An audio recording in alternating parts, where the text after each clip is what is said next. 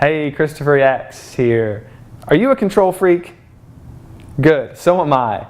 And I can't tell you, like, this has been one of the things that has caused me the most stress in my life, and maybe you can relate to it. You know, there's situations where you feel like you're completely out of control and you're just struggling, grasping at straws to try to like assemble some sort of control. Here's the best example. I have a 3.5-year-old girl and a 2-year-old girl.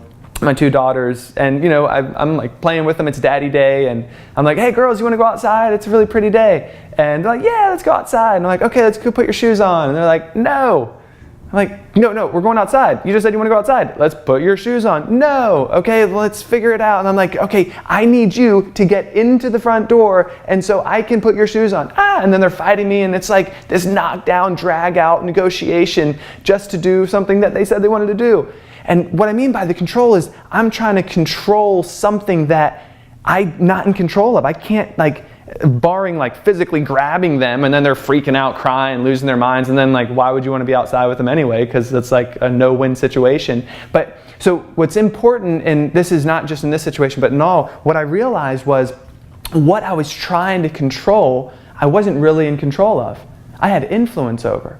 And what was completely in my control, meaning my state of mind, and what was coming up from that state of mind, the feelings I was feeling, was actually what I had control over. And so we've actually flipped it. We're trying to control the things that we don't have full control over, that we can influence, and we're completely relinquishing the very thing that we can control, which is, how do I see the situation? What's my perspective, the state of mind? So in that situation, there was one day, this is like exactly what I said was happening, and like the world was melting down for them and for myself, until I stopped. I took a couple deep breaths, meaning I got in control over my state. And I was like, oh, let's make this into a game. And so I grabbed the shoes, and I was like pretending that I was a person walking, and that I was going to walk away, and I was walking outside without them. And then they were like, no, I want to put my shoes on. And then I was like, no. And then all of a sudden they were like, no, please, let's put my shoes on. And then with like all of a sudden they're laughing, I'm laughing, we're having a good time. Shoes get put on, and within 3 minutes we're outside playing. So this is the value, and where I learned this, and what John and I teach over like the 20 years that we've been teaching yoga, like in a group setting and in one-on-one settings, and the 10 plus years we've been doing teacher trainings, is where that was born, that ability to control this and this, so that we can influence the things to get the right result that we're looking for, is in meditation. It seems foreign. You're like, wait a second, what is meditation and how would that help? But what's happening in meditation is I'm consciously controlling the flow of awareness.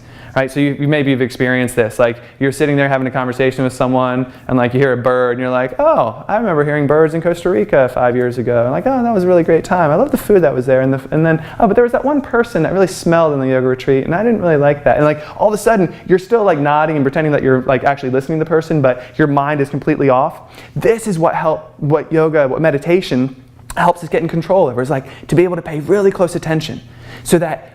And this is what the key is, like what we focus on creates the feeling, our state of mind, our state of being. And so what meditation does, which is like real simple, just breath control, focus of awareness, directing the mind, so that in those real life situations when I feel completely out of control, when I'm trying to, corral my daughters into doing something that they said they wanted to do, I can stop and get creative. This is the key. When I'm not emotional and when I can control this state, I have creative solutions to problems, and then I have more influence over the things to get the things that I'm looking for in my life to actually happen. And so we'll talk more about meditation later, but I hope this helps, and thank you for watching.